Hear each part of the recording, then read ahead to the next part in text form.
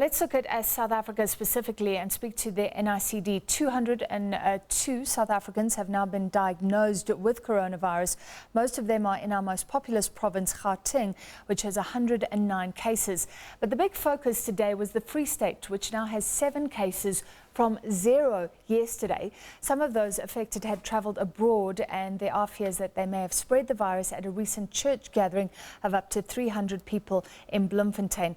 Well, to answer some of the relevant questions on coronavirus, we're now joined by Dr. Juno Thomas, the head for the Centre of Enteric Diseases at the National Institute of Communicable Diseases. Doctor, thank you very much for joining us. Let's start with the Free State, which was the focus today. How do you go from 0 to 7 in a day?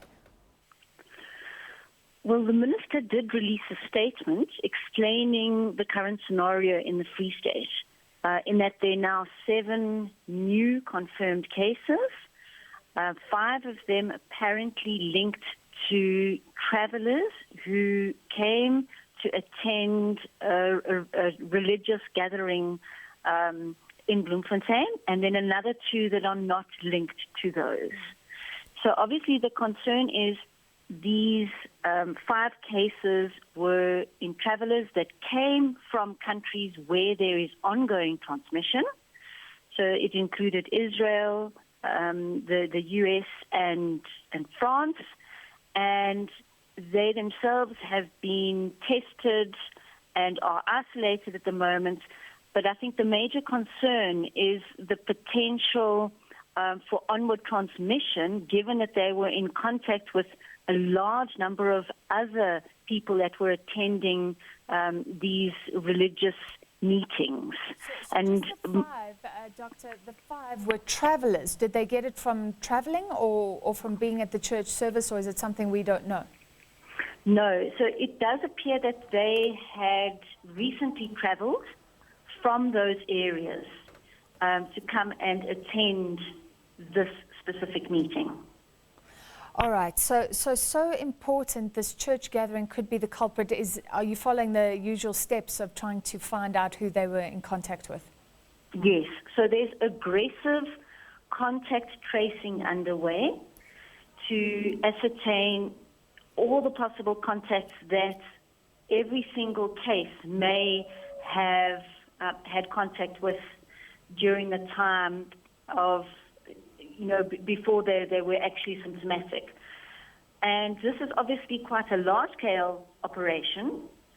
And the Departments of Health have also enlisted help from the Red Cross, and there are many other non-governmental organizations that have also offered their support in terms of helping the tracing teams to actually track down contacts and to make sure that any contacts who may be sick are tested immediately and, put in isolation, and that the other contacts that may not be sick at the moment are quarantined and, make sure that there's adequate follow-up of all of the contacts. So this is pretty dire because there are potentially 300 people here and everybody that they've been in contact with. Are you expecting a huge jump in figures for the Free State in coming days as a result?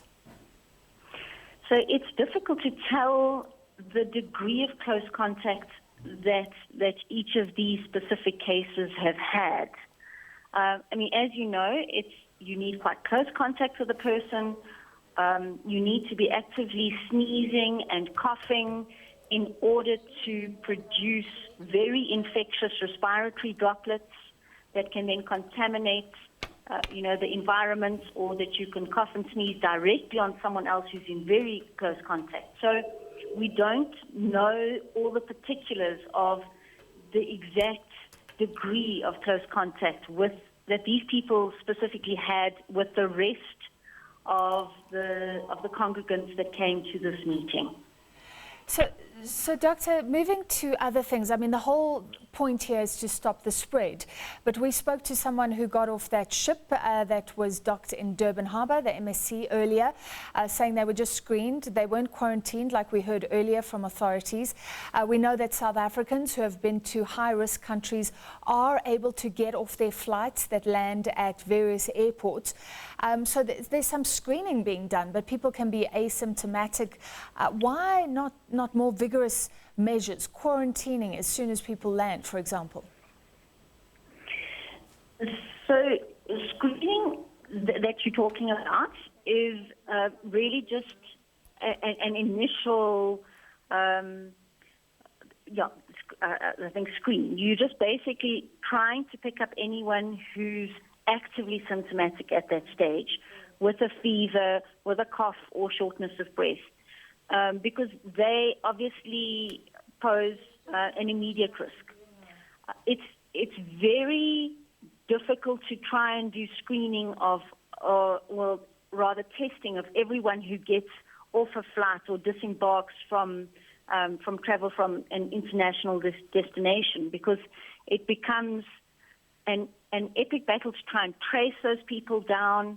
And also, we know that early on in the disease, when you're still incubating, you may not even test positive at that stage. Okay. And we don't want to waste our scarce resources in terms of tests and laboratory time by screening and testing. Well, actually testing so many people when. We need to make sure that we have enough resources to actually do our contact tracing and testing of symptomatic people.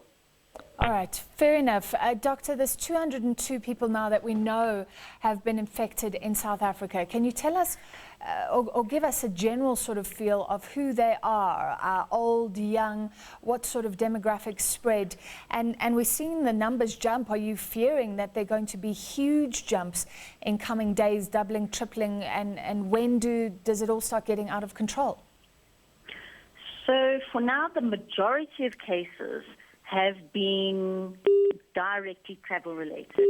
And so it's mostly, middle-aged people that have traveled to countries with active transmission and then returned and then become ill and presented for testing. So a lot of them South Africans, but then also there have been quite a few foreigners who've been tested here as well. But what is concerning is the number of local transmission cases we have in people that have not themselves traveled, but have got infection and then developed disease and been tested. So although we know that we're going to likely get more travel-related cases, even though the travel bans have been instituted, there may still be a few that we see. What our biggest concern is the spread of local transmission. Yeah. And does that mean that thousands and thousands will need tests in coming days, and it sounds like we don't have those tests available? Where are we right now, Doctor?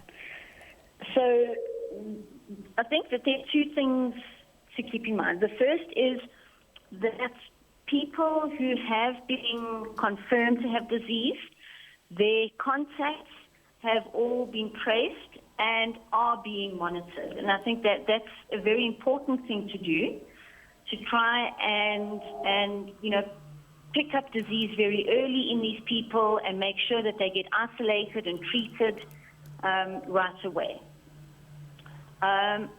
Then the other important thing to bear in mind is we can't start blanket testing people in communities because, again, we're going to use up scarce resources. And,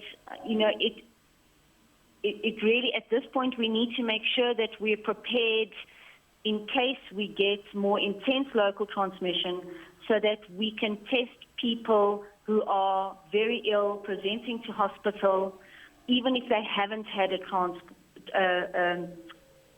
a history of travel. Yeah. So we do expect that these cases will likely increase, because that's what we've seen in all other countries, where they've had a spate of imported cases and then some local transmission. And are we ready for thousands in the next few days, weeks? So it's very difficult to try and guess what the trajectory of the disease is going to be.